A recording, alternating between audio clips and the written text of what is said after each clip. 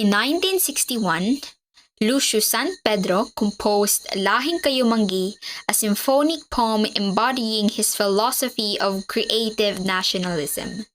This piece narrates the Filipino journey from pre-colonial times to their struggle for independence.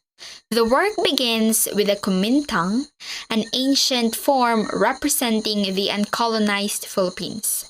It transitions to the Spanish colonial period with sections depicting resistance, Allegro Animato, pastoral life, Lento Manon Tropo, and rural celebrations, Allegretto Mas Eleganza.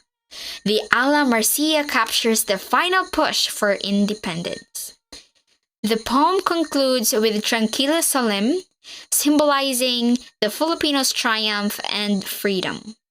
Lahing Kayumanggi is a musical tribute to the nation's resilience and identity.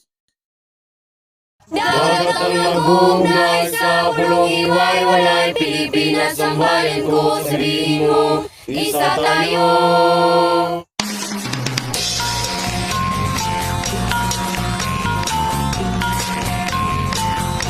Iba't ibang wika, iba't ibang bansa,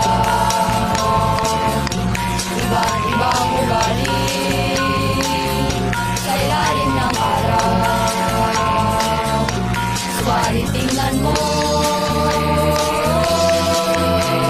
dagat ang nagbunga sa pulong iwaiwalay, Pilipinas ang bayan ko, sabihin mo, isa tayo.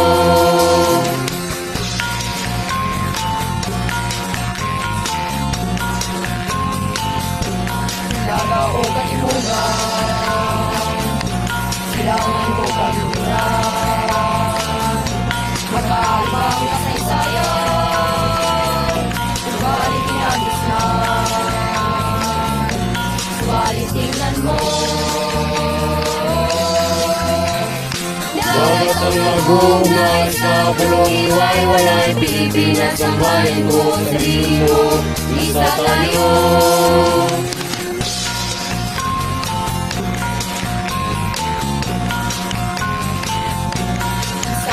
Bandila sa ating bansa, sa ang ating ibig, lahing kayumanggi,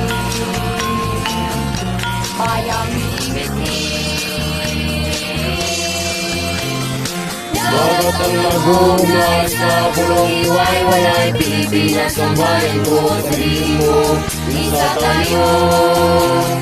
Dagat ang nagbunga sa pulong iwaiwalay, Pilipinas ang bayan ko, sabihin mo, isa tayo. Dagat ang nagbunga sa pulong iwaiwalay, Pilipinas ang bayan ko, sabihin mo, isa tayo.